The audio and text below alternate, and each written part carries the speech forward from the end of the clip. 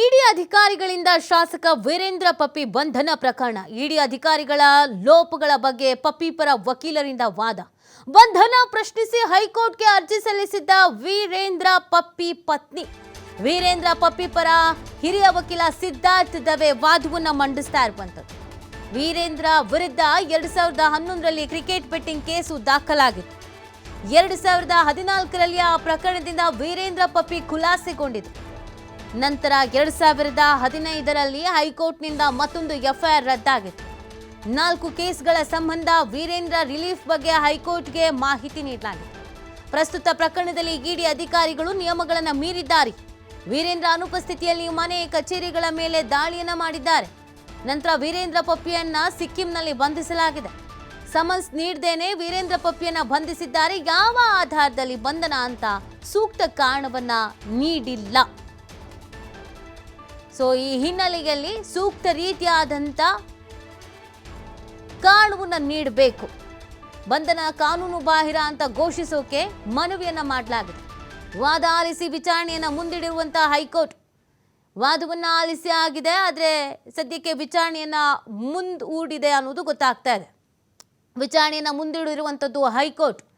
ನೋಡಿ, ಈ ಪ್ರಕರಣ ಸಾಕಷ್ಟು ರೀತಿಯಾದಂಥ ಸದ್ದಾಗಿತ್ತು, ಚರ್ಚೆ ಆಗಿತ್ತು. ಯಾಕಂದರೆ ಇವರ ಮನೆಯಲ್ಲಿ ಟಾಯ್ಲೆಟ್ ರೂಮ್ನಲ್ಲೆಲ್ಲ ಕಂತೆ ಹಣ ಸಿಕ್ಕಿತ್ತು. ಈ ಹಿನ್ನೆಲೆಯಲ್ಲಿ ರೇಡ್ ಮಾಡಲಾಗಿತ್ತು. ಆದರೆ ಅದು ಕಾನೂನು ಬಾಹಿರವಾಗಿರಲಿಲ್ಲ. ಈ ಥರ ರೇಡ್ ಮಾಡುವಾಗ, ಬಂಧಿಸುವಾಗ ಕೆಲವೊಂದಷ್ಟು ನಿಯಮಗಳ ಪಾಲನೆಯನ್ನು ಮಾಡಬೇಕಾಗತ್ತೆ. ಆ ನಿಯಮಗಳ ಪಾಲನೆಯನ್ನು ಮಾಡಿಲ್ಲ, ಬೇಕಾಬಿಟ್ಟಿಯಾಗಿ ಮಾಡಿದ್ದಾರೆ ಅನ್ನೋದು ಇವರ ವಾದ. ಆ ಹಿನ್ನೆಲೆಯಲ್ಲಿ ಈ ಬಂಧನವನ್ನು ಪ್ರಶ್ನಿಸಿ ಕೋರ್ಟ್ ಮೆಟ್ಟಿಲೇರಲಾಗಿತ್ತು. ಪಪ್ಪಿಯವರ ಪತ್ನಿ ಕೋರ್ಟ್ ಮೆಟ್ಟಿಲೇರಿದ್ರು. ಇಡಿ ಅಧಿಕಾರಿಗಳ ಲೋಪಗಳ ಬಗ್ಗೆ ವಿವರವನ್ನು ತಿಳಿಸಿದ್ರು. ಬಂಧನವನ್ನು ಪ್ರಶ್ನಿಸಿ ಹೈಕೋರ್ಟ್ ಮೆಟ್ಟಿಲೇರಲಾಗಿತ್ತು. ಶಾಸಕ ವೀರೇಂದ್ರ ಪಪ್ಪಿ ಅವರ ಪತ್ನಿ ಇದೀಗ ವಿಚಾರಣೆಯನ್ನು ಮುಂದೂಡಿದ ಹೈಕೋರ್ಟ್ ಅನ್ನೋದ್ರ ಬಗ್ಗೆ ಮಾಹಿತಿ ಸಿಗ್ತಾ ಇದೆ. ಏನಾದರೂ ಲೋಪದೋಷಗಳಿದ್ರೆ ಅದು ಏನು ಲೋಪದೋಷ ಏನು ಎತ್ತ ನೋಡಿ. ಈಗಾಗಲೇ ಇಡಿ ಮೇಲೆ ಸಾಕಷ್ಟು ರೀತಿಯಾದ ಗಂಭೀರವಾದಂಥ ಆರೋಪಗಳಿದೆ. ಬೇರೆ ಪಕ್ಷದವರನ್ನ ಟಾರ್ಗೆಟ್ ಮಾಡೋದಕ್ಕೆ ಇಡಿಯನ್ನು ಬಳಕೆ ಮಾಡ್ಕೊಳ್ತಾ ಇದ್ದಾರೆ ಕೇಂದ್ರ ಸರ್ಕಾರದವರು ಅನ್ನೋದು ಆರೋಪ ಬೇರೆಗಿದೆ. ಹೀಗಿರಬೇಕಾದ್ರೆ ಇಡಿ ಮೇಲೆ ಸಾಲು ಆರೋಪವನ್ನು ವೀರೇಂದ್ರ ಪಪ್ಪಿ ಅವರ ಫ್ಯಾಮಿಲಿ ಮಾಡ್ತಾ ಇರೋದು. ಸಿಕ್ಕಿಂನಿಂದ ಅರೆಸ್ಟ್ ಮಾಡ್ಕೊಂಡು ಬರ್ತಾರೆ. ಅರೆಸ್ಟ್ ಮಾಡೋದಕ್ಕಿಂತ ಮುಂಚೆ ಸಮನ್ಸ್ ಕೊಡಬೇಕಾಗುತ್ತೆ. ಮನೆ ಕಚೇರಿ ಎಲ್ಲ ಕಡೆ ರೇಡ್ ಮಾಡ್ತಾರೆ. ಅದು ಒಂದು ಬಾರಿ ಅಲ್ಲ, ಒಮ್ಮೆ ಅಲ್ಲ, ಹಲವು ಬಾರಿಯಲ್ಲಿ. ಸೊ ಹಾಗಾಗಿ ಈ ಪ್ರಕರಣದಲ್ಲಿ ಕಾನೂನನ್ನು ಪಾಲಿಸಿಯೇ ಇಲ್ಲ, ಲೀಗಲ್ ಆಗಿ ಏನು ನಡೆದೇ ಇಲ್ಲ ಅನ್ನೋದು ಇವರ ಆರೋಪ ಆಗಿದೆ. ಅದಕ್ಕೆ ಇಡಿ ಏನು ಉತ್ತರ ಕೊಡುತ್ತೆ ಅದು ಕೂಡ ಇಂಪಾರ್ಟೆಂಟ್ ಆಗುತ್ತೆ. ಇಡಿ ಅಧಿಕಾರಿಗಳಿಂದ ಶಾಸಕ ವೀರೇಂದ್ರ ಪಪ್ಪಿಯನ್ನು ಏನು ವಿಚಾರಣೆ ಮಾಡಲಾಗ್ತಾ ಇದೆ, ಈ ವಿಚಾರಣೆಗೆ ಸಂಬಂಧಪಟ್ಟಂತೆಗೆ ಬಂಧನವನ್ನು ಪ್ರಶ್ನಿಸಿ ಹೈಕೋರ್ಟ್ಗೆ ಅರ್ಜಿಯನ್ನು ಸಲ್ಲಿಸಿರೋದು ವೀರೇಂದ್ರ ಪಪ್ಪಿ ಅವರ ಪತ್ನಿ. ಶಾಸಕ ವೀರೇಂದ್ರ ಪಪ್ಪಿ ಬಂಧನ ಪ್ರಕರಣ ಇದೀಗ ಇನ್ನೊಂದು ಹಂತಕ್ಕೆ ಹೋಗಿ ತಲುಪ್ತಾ ಇದೆ. ಕಾಂಗ್ರೆಸ್ನ ಶಾಸಕರು ಬೇರೆಯವರು. ಈ ಹಿಂದೆ ಕೂಡ ಇವರ ಮನೆಯ ಮೇಲೆ ರೇಡ್ ಆಗಿತ್ತು. ಆಗಲೂ ಒಂದಷ್ಟು ಚರ್ಚೆಗಳಾಗಿತ್ತು.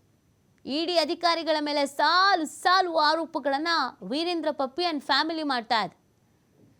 ಕಾನೂನು ಪಾಲನೆ ಮಾಡಿಲ್ಲ, ಹೇಗೆ ಬೇಕು ಹಾಗೆ ವರ್ತಿಸಿದ್ದಾರೆ, ಮಾಹಿತಿ ನೀಡಿಲ್ಲ, ಸಮನ್ಸ್ ಕೊಟ್ಟಿಲ್ಲ, ಲೀಗಲ್ ಆಗಿ ಏನೆಲ್ಲ ಪ್ರೊಸೀಜರ್ಗಳಿರುತ್ತೋ, ಪ್ರಕ್ರಿಯೆಗಳಿರುತ್ತೋ ಅವುಗಳನ್ನು ಪಾಲಿಸಿಯೇ ಇಲ್ಲ. ಸೊ ಈ ರೀತಿಯಾಗಿ ದೂರನ್ನು ನೀಡಿರುವಂಥದ್ದು, ಅರ್ಜಿಯನ್ನು ಸಲ್ಲಿಕೆ ಮಾಡಿ ದೂರು ನೀಡಿರೋದು. ಇಡಿ ಅಧಿಕಾರಿಗಳಿಂದ ಈ ಥರ ಎಲ್ಲ ಆಗಿದೆ ಅಂತ. ಸೊ ವೀರೇಂದ್ರ ಪಪ್ಪಿಯ ಪರವಾಗಿ ಅವರ ಪರ ವಕೀಲರು ವಾದ ಮಂಡಿಸಿದ್ದಾರೆ. ಬಂಧನವನ್ನು ಪ್ರಶ್ನಿಸಿ ಹೈಕೋರ್ಟ್ಗೆ ಅರ್ಜಿಯನ್ನು ಸಲ್ಲಿಸಲಾಗಿತ್ತು, ವಾದ ಮಂಡಿಸಿರೋದು. ಇದೀಗ ಸದ್ಯಕ್ಕೆ ವಿಚಾರಣೆಯನ್ನು ಮುಂದೂಡಿದ ಹೈಕೋರ್ಟ್ ಅನ್ನೋದ್ರ ಬಗ್ಗೆ ಮಾಹಿತಿ ಸಿಗ್ತಾ ಇದೆ.